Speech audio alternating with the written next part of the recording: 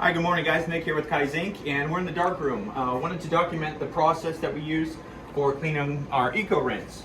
So first thing we're going to do, we have a pump hooked up to our drain here that's actually in the eco. So what you're going to do, you see a little red line right here. You're just going to turn that valve to the red line, and that's going to allow the water to drain out of the eco into our bucket, which has the pump in it, which is going to pump all of that into the sink. We also want to make sure that the hose is going right down the drain there. All right, so as we're doing this, you're gonna see that there's gonna be a line of old ink deposit around here. What you want to do, you want to get yourself a nice pad here.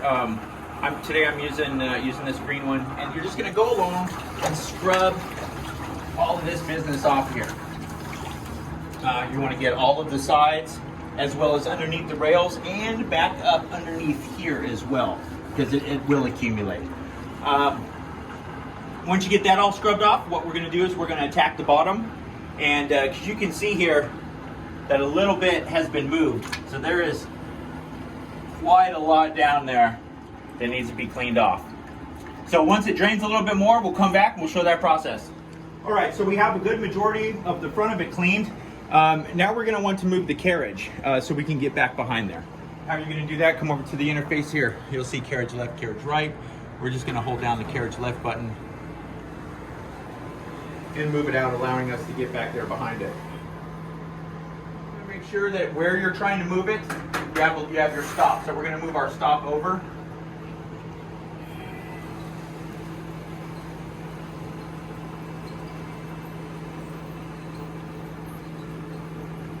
And that should be good enough right there.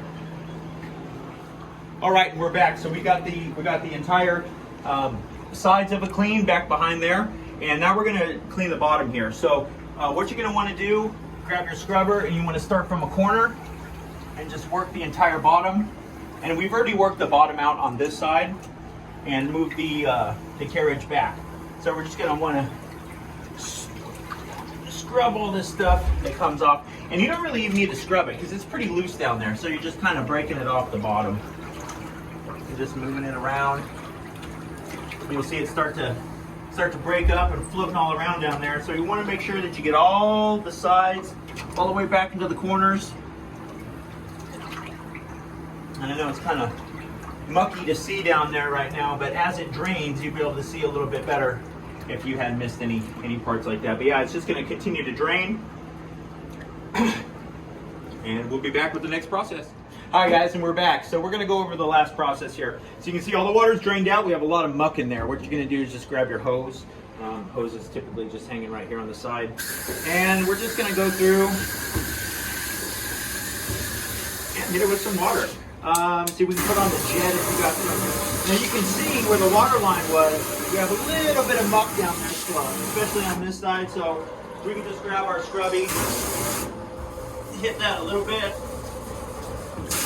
Yeah, essentially you're just going to clean out everything that didn't get sucked out when we were doing that. So you want to fill it up a little bit more water, hit your edges.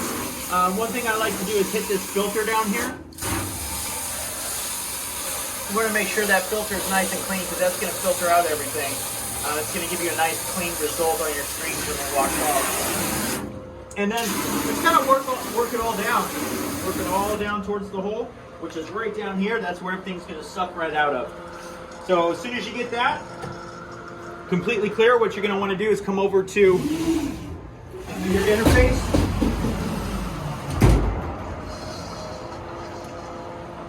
You're going to have your interface, and then you're going to hit fill tank. So that's going to begin to fill the tank. Now once the tank is fully filled, you're going to still have this alarm here. You're just going to hit reset. Reset's going to turn that alarm off, and then you're ready to go.